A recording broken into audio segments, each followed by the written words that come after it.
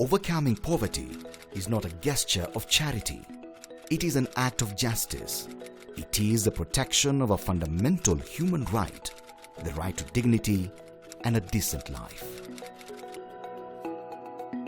Nilikuwa mtoto mdogo, hata sikuwa na akili.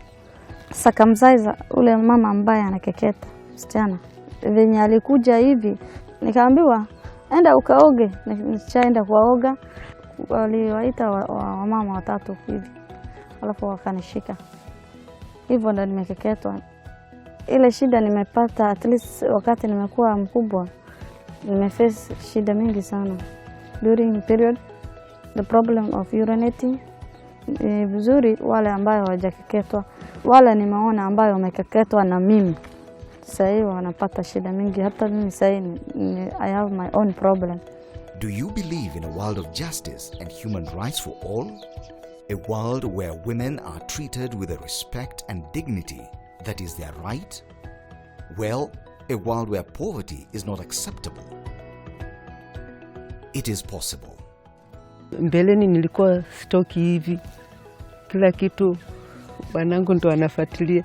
Mimi ninakaa tu kwa nyumba. Kama Action Aid haikuja, ningekuwa pale pale na ningekuwa na shida ile ile.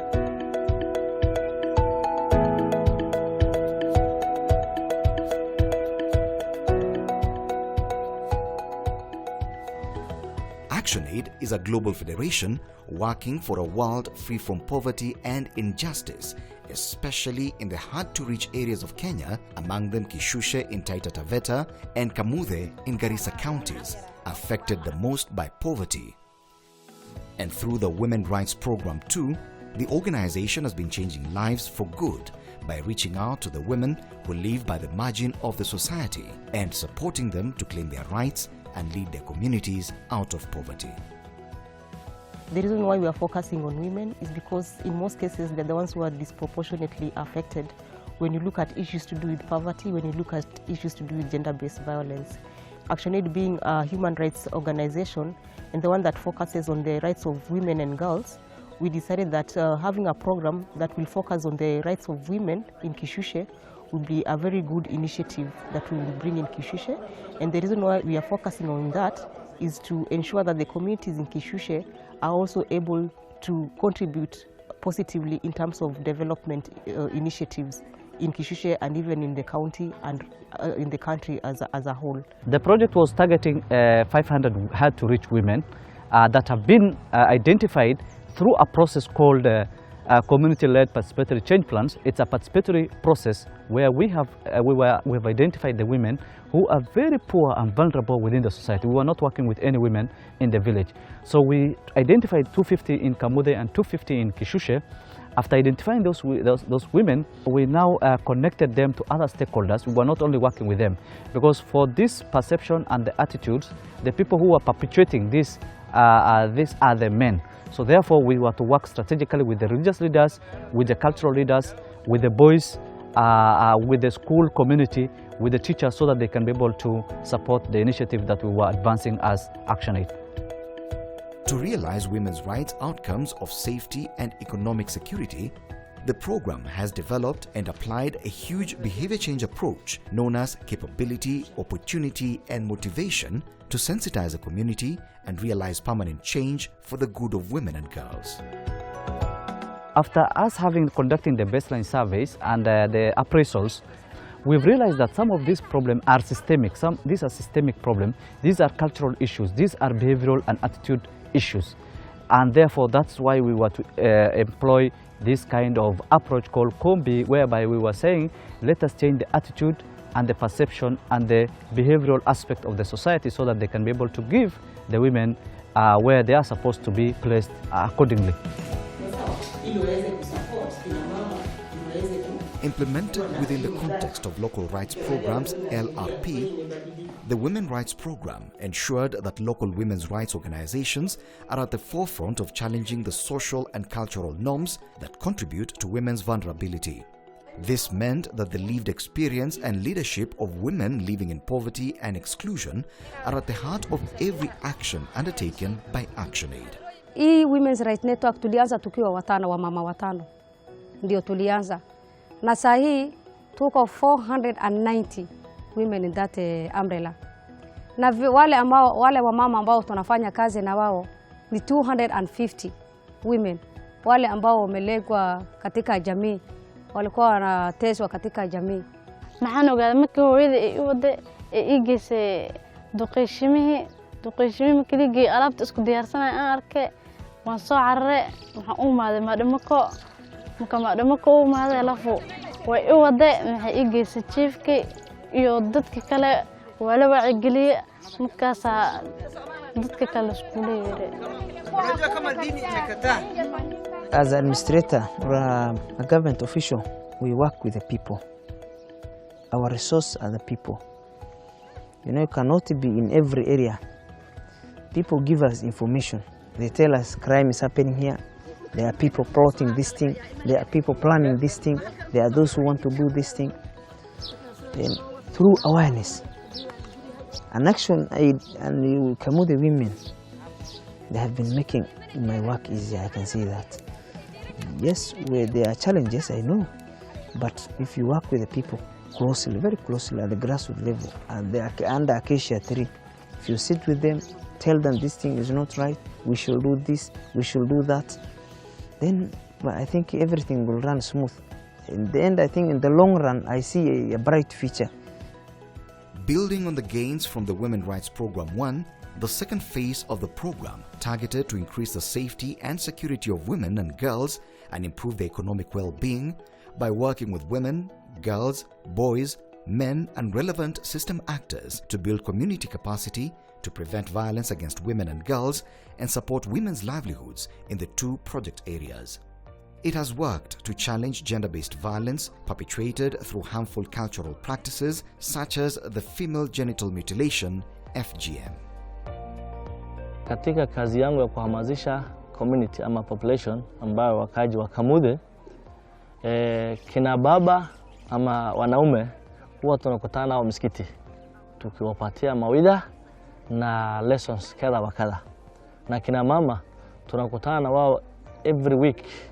Lazima tuwe na mkutano fulani ndio tukiwaeleza ya kwamba yale wanahitaji kufanya na yale ambao hawafai kufanya.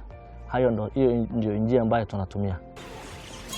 Women's work is often overlooked, underpaid and undervalued. They work in unsafe conditions and have precarious jobs. Greater corporate accountability for upholding human rights is needed. In most cases, women's labor has been considered second class. Wanawake tulikuwa tunadhulumiwa. Hatuna mahali pa kujitetea, ila ukiambiwa na mzee, mimi nataka usikanyage pale, nenda vile nataka, unashika hivyo hivyo. Mpaka nikawa na watoto 5, 6 hivi. Niko mahali pamoja, sijawahi kuongea na mtu yote nje. Ilikuwa mpaka ningojee bwanangu akiuza mbuzi ama akiuza chochote kile aniletee chakula nyumbani. Sikuwa nashika pesa, sikuwa nafanya lolote lile. Mimi kazi yangu tu ni kuchunga, siwezi kununua chochote kile. Tumeweza kuleta wale wamama ambao wako na pato la chini, tunawaita hard to reach women, tukawaweka katika makundi ambayo hayo makundi wanafundishwa kila mwezi, na hayo makundi wanakaa wakiongelea zile changamoto wanakumbana nazo pale katika kijiji chao. Na wakija katika hizo changamoto, yani tunaweza sema pia ni safe space za wamama ambao wanaweza kujadili mambo yao yale ambayo yanawahusu. Pia kutokana na hilo, kwa vile wanawake tulikuwa hatuna pato, pia tunajadili zile miradi ambazo tunaweza tukafanya sisi kama wanawake zinatuletea pato. That is, tunafanya ukulima, kuna wale wanafanya ufugaji wa mbuzi, kuna wale wanafanya ufugaji wa kuku, na kuna wale wanafanya kilimo. Tumetengeneza ma kitchen gardens ili mama aweze kupata pato kutoka pale. Mbele na tukua na mashamba, ukipata ni shamba 1, 2, na hiyo hata ilikuwa inasimamiwa na wababa tu, wamama hawakuwa nayo. Sasa wamama tuko na shamba yetu ambaye tunalima, mbegu bado Action Aid wanatuletea tunalima, yani tumesaidika sisi. Walinipatia economic empowerment walituletea more angels watakuwa nazo na mbuzi. Now they have become farmers. They have a way to support themselves. So when you give something, small things, you done it like farming, the woman is now busy, she has a resource, it will going to bring FGM practice lower, it will going to lower, it will also improve the livelihood of the people living in that area. Kamude Women Network and Action Aid kama wangekuwa mimi singekeketwa. Juu ningewatorokea wanisaidie. Sahii ningeolewa, nipate wasichana. Sitaki wapitie ile shida mimi nimepitia. Wasichana wangu watakaa hivyo hivyo. Even dini inasema hakuna kukeketwa. Singependa kukeketa wasichana wangu na sitawahi kukeketwa. In its sunset, it is well noticeable that Women Rights Program 2 was successful in creating a long-lasting change for communities by combating behaviors at the center of women's vulnerability. The program was all-inclusive, involving all the members of the community in sustainable activities. This allowed for increased opportunities for women's leadership in the communities involved, as well as more men and boys stepping up against violence and harmful practices. With all this, the county government also realized that then we have to put a policy in place to ensure that whatever action that is happening, it has to be embedded in policy. So again, through the Women's Rights Network, because they're the ones who are on the ground and they're the ones who are able to attest and identify some of these cases, they're the ones who kind of influence what actions are involved, are put in the policies, okay? And they were able to point out issues like the need of having rescue centers in Taita Taveta. We didn't have any rescue centers in Taita Taveta. And as we speak today, we have a rescue center that is being put up at Bura, of course, courtesy of the work that the Women's Rights Network have done with the duty bearers. Action Aid, through the voices of the people and public participation, they approached the department and the county government. Were able to develop the first, since devolution 2013 commenced, SGBV policy for the county.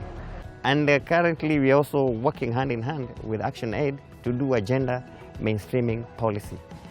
We are a bit behind the schedule, but we wanted to do gender mainstreaming policy so that we can have opportunities and all that stuff in every sectors of our departments and in the county, that we look at the gender policy, gender mainstreaming to be precise. There's nothing more important than knowledge. Whether I'll still be in the county or where I'll go join an NGO later on, and that knowledge will stay with me, and with that I'm impacting the community in a positive way.